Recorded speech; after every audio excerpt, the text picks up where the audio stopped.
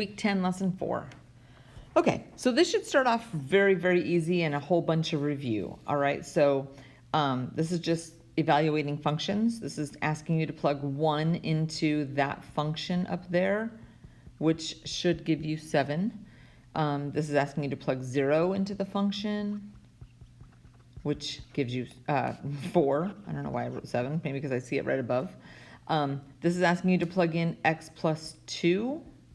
So just like you would plug in a number, you'll have to distribute and combine like terms. So 3x plus 10.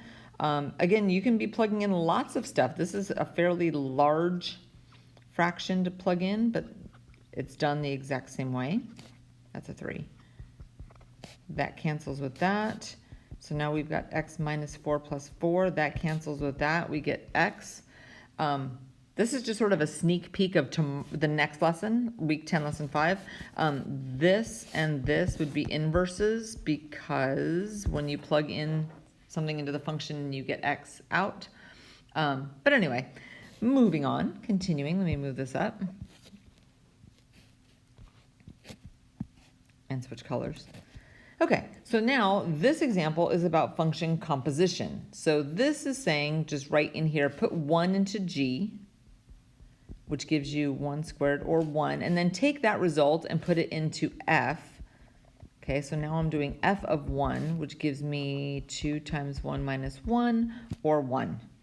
Okay, this is the opposite. This is saying start off by putting 1 into f, which I just did up here, so I know that that equals 1.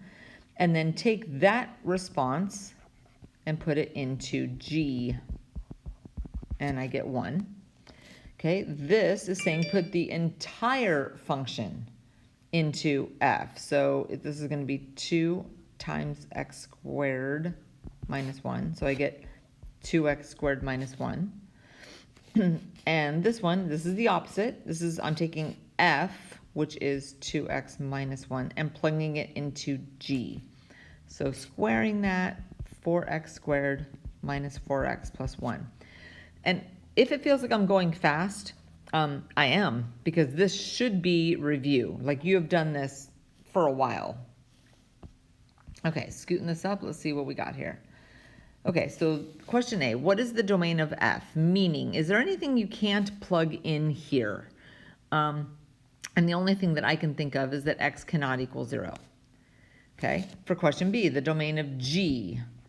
Okay, so under the radical, you've got to have positives. Actually, that's not even true. You just can't have negatives. You can have 0, so x has to be greater than or equal to 0. All right, and then the domain of h, this is an upward facing parabola. It's all real numbers. Okay, so then the question is, finally, is f of g of h a function? So let's see what that looks like.